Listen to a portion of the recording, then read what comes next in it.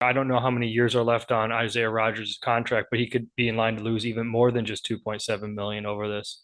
This is an interesting thing because obviously the big bomb that dropped was with Detroit mostly, and I think some Washington players.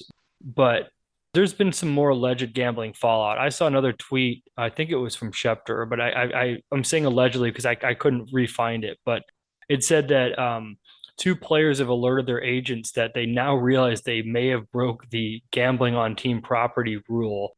And it's basically like an equivalent of calling their lawyer to go, hey, I committed this misdemeanor, but they're gonna come down on me like it's a felony. What do I do about this? What's the best course forward? And I don't think this is gonna be, I think it's just the tip of the iceberg. I think that these guys are competitive. I mean, I look back to the Jordan era stuff in the 90s where all the basketball players were betting on everything they possibly could, games, random stuff, throwing garbage in a garbage can from 20 feet away. This is Isaiah Rodgers' contract year of his rookie deal. He had been making 610,000, 780,000, 895,000, and this year he was bumped all the way up to 2.7 million and some change, which he might lose if he's suspended for this.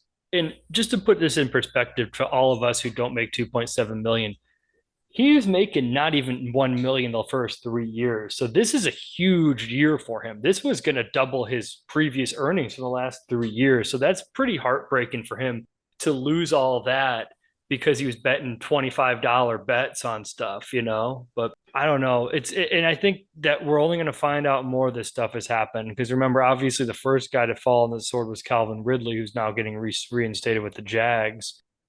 I don't know. What's your take? It does it to me, it just seems like this policy is over the top strict, especially when you look into these infractions of $25. But at the same time, you can't have him betting on his own team's games, if that is true about the Colts game.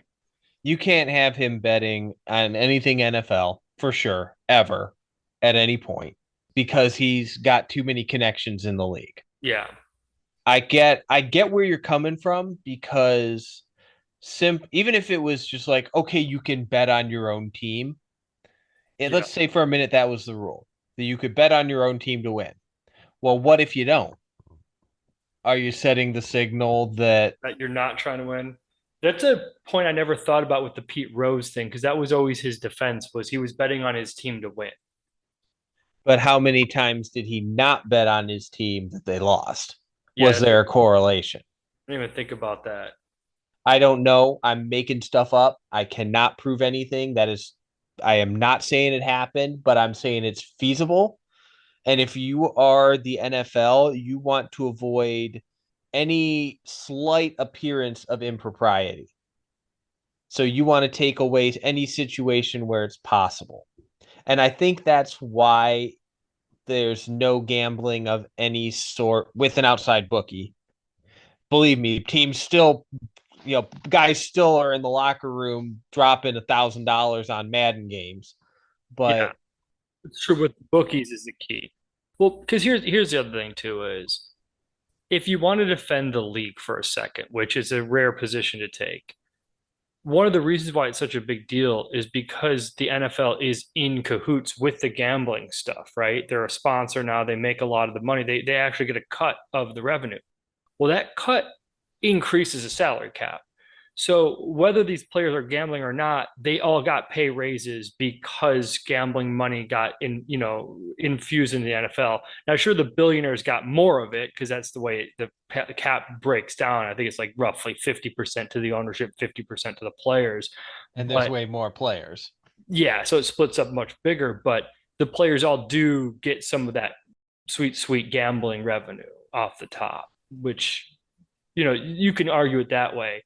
But also, if it is just $50 to $25 bets, you can look at two ways. One, if you know the rules, which you should when you sign these contracts, that's stupid thing to risk $3 million over because you win those 25 $50 bets, you win 25 to $50, and then you can lose 3 million. It is the ultimate risk, high risk, low reward situation. And Isaiah Rodgers' case. So Yeah, I mean, to be fair, I'm not an NFL insider, quote unquote. I don't have a Rolodex full of executives and players. I'm a would-be journalist, I'm a podcaster. I just discuss what I see here.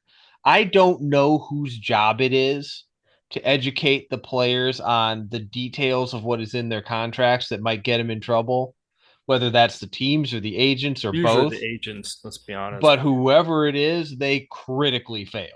Well, they should all be doing a better job because the teams are the ones losing out too. They might not lose the millions of dollars for the suspension, but they are losing players over this. And like James and Yeah. Williams and Calvin Yeah. Ridley and now potentially Isaiah Rodgers. So, I mean, it's a problem. And it's one of those things that reminds me when they started going right to the pros in the NBA where it was affecting the league because these guys weren't ready. They were sucking up tons of the cap space. The veterans were unhappy. The teams with them on there weren't playing well. They didn't know how to manage their money. So NBA teams had to start. I remember the Baby Bulls had like a program to teach them how to manage their money because they were like 17-year-olds getting drafted in the top 2 and 4 overall, you know? And becoming millionaires. With no perspective on things, you know, and I think that's part of it. And I think that it's one of those things where there's a blame pie and everybody's part of it. You know, the player has responsibility, the agent who helps go through their contract needs to educate them on these clauses.